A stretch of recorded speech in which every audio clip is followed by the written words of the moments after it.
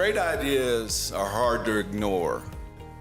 Almost 10 years ago, these two reports had the great idea that law schools needed to spend much more time in cultivating students' moral compasses and ethical decision making. Now, great ideas often are built on the hard work of others, and the moral psychologists are ones who have done the great work, back to Piaget, in showing that there are developmental stages in one's character development.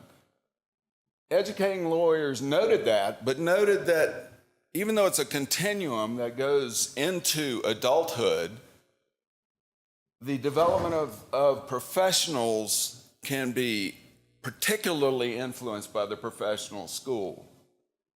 These studies both, as well as the article I cite, noted that there's some harm too, and we don't do justice to my image of Anakin Skywalker going to the dark side, but it raised a concern.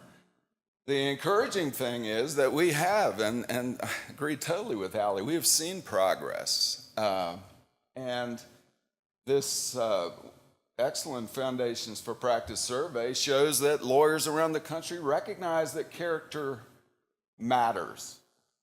There are other results that show that what we're doing works. I mentioned St. Thomas Law's study because it's the only empirical study I know where they took a class of incoming students and then tested the same students when they left, and they showed significant development in moral reasoning. The other forms of exercise that have worked, particularly for me, 6 years I have been working with exercises on reflection papers. And the reflection papers require students to talk to their mentor. They have to write down their dialogue with their mentor. It can't be another student, by the way. Doesn't count as a mentor. They have to identify the values at conflict, and there are always values in conflict. Another example of what works, Mercer seems to have brought this to an art, is structured interviews of exemplary lawyers and judges rather than having the judge and lawyer come in and say what they want. That focuses it. The exciting thing for me today is we're becoming more intentional. I can see it already. I've seen it in other presentations. We adopted among our 6 program learning outcomes this one, which is clearly focused on the third apprenticeship from Carnegie. We also assess in our courses. When I have the reflection paper, they get points on whether they identify the values. If they miss one, they don't get as many points. They get grades. If you don't grade students, sometimes they don't think they think it's not important.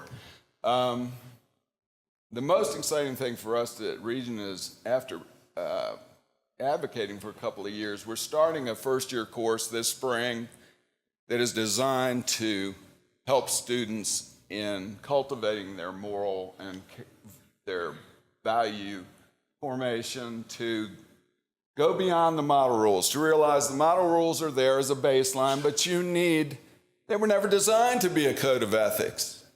You need to know more in order to make sound judgments as a lawyer, and you have many situations in which you need to make sound judgments. It will broaden the student's thinking. At a faith-based school, we're going to have theological writings. We're also going to have Aristotle's Nicomachean ethics. So it's going to take them into areas that they may not have gone before.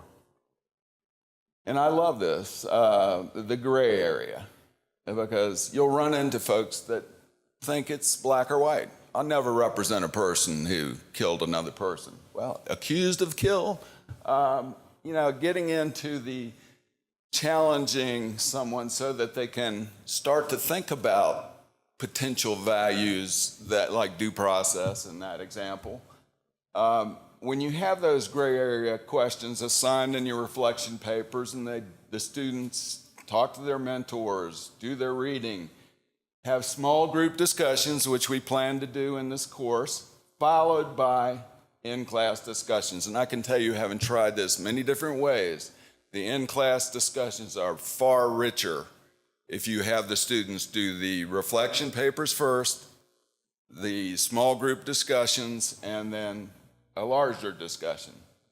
One of the other aspects of this new course will be that our Psychology and Counseling Center is kindly helping us with personality testing. Each student will have a faculty coach who will go over the personality test. It won't be the sole guide as to how the coach helps the student, but it'll be something that shows their strengths. We'll use Neil Hamilton's Roadmap to Fulfilled Employment, a great resource for helping students find their way in the law, not just to the biggest money, but to, as I show here, and I think this is what it's really all about. We're not just studying values to study what are our values. We're trying to find where do we have meaning in our practice, in our work as a lawyer. What are our strengths? Where do they match up? And when we find that, I think we'll find fulfilled lawyers. Thank you.